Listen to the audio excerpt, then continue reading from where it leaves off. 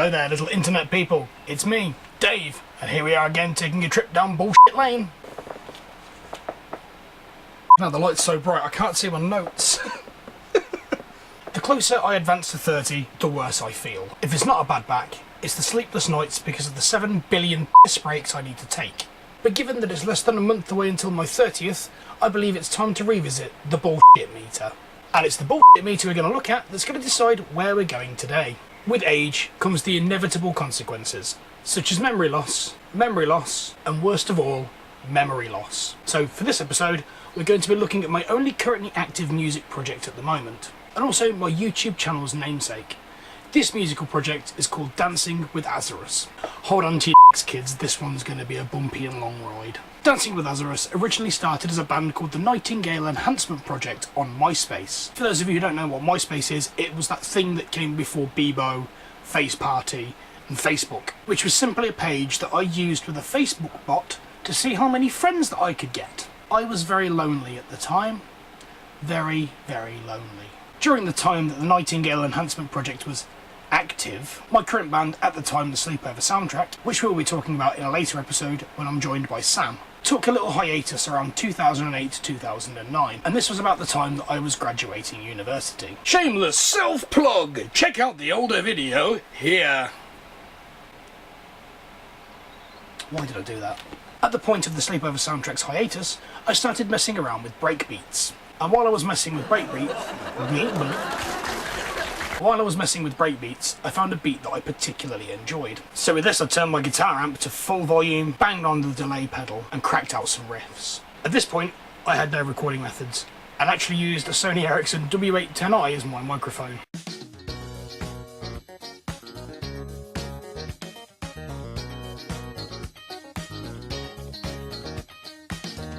I'd record little samples, transfer it to my laptop, loop it, go back, record another, take it back to the laptop, loop it, take it back, record another. And I'd keep doing this over and over and over again until I had the correct sections for a song. After about an hour, I had everything set up and arranged into a song. This was the first ever Dancing with Azerus track called Ofeilia, Together We Await the Storm. Take a listen to the original version now, and check in the links below for the appendices. Listen to each appendix for extra tracks and alternative versions of the songs that I'm going to play.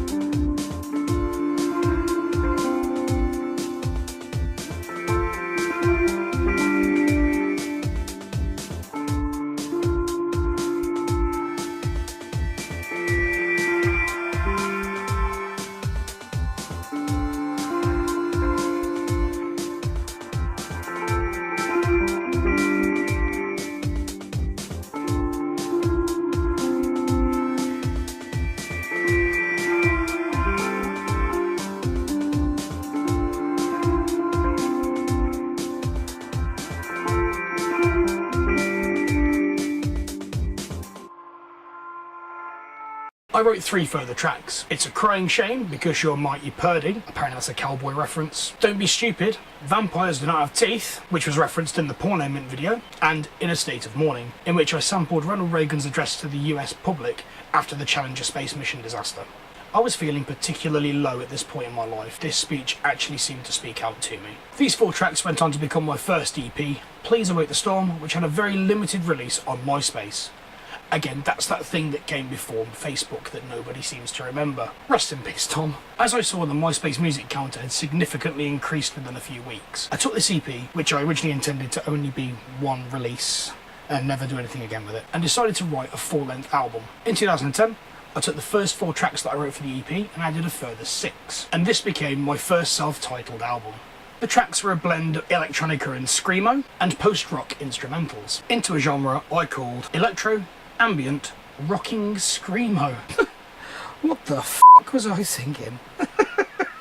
From the creation of this album, I still had 15 unused tracks, samples, drum beats and guitar riffs, and this was originally going to be an add-on or compendium for the first self-titled album, but these tracks morphed into something completely different with the usage of synthesizers, real drum sounds and new recording equipment. Artria Must Fall was the second album that followed in 2010. Again, I was in a very dark place whilst writing this, and the album generally reflects my negativity and dark feelings at the time. I was so negative that I actually put vocals to some of the tracks, and this style of music was how I would carry on in the future with Dancing with Azerus. The writing of this album was heavily influenced by the fact that I was having lucid dreams at the time, and this helped me coin the genre dream pop. Here is one of the more darker tracks on that album, Independent Slay, and if you listen to Appendix 2, you can hear a song called False Safety. Don't laugh, the vocals are shit. Remember, I can't sing.